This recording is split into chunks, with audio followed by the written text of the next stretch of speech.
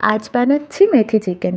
For that, we need to marinate the chicken with salt, turmeric powder, red chili powder, ginger garlic paste, hung curd and mustard oil. এগুলো ভালোভাবে চিকেনের সাথে মিশিয়ে নিয়ে আমরা marinate করতে ছেড়ে দেবো প্রায় 1 ঘন্টার জন্যে।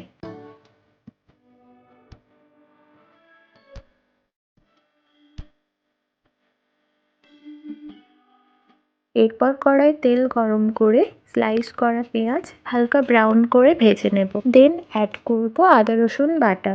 এরপর একে একে ম্যারিনেট করা চিকেনগুলো দিয়ে মশলার সাথে ভালোভাবে কষিয়ে নেব। কালারের জন্য অ্যাড করব কাশ্মীরি রেড চিলি পাউডার। দেন আবারও অ্যাড করছি কিছুটা টক দই। এরপর হাই ফ্লেমে 10 মিনিট আমরা মাংসটা কষিয়ে নেব। And we will add our main ingredient methi leaves along with some garam masala powder. And remember, মেথি শাকের তেতো ভাব কাটাতে দইটা কোনোভাবেই স্কিপ করা যাবে না।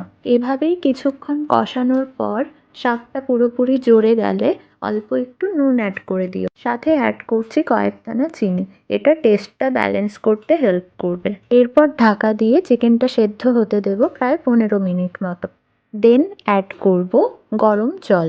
এভাবেই next 15 to 20 minutes medium to low ফ্লেমে চিকেনটা কুক করে নেব। নামানোর আগে অ্যাড করব kasuri methi and fresh cream.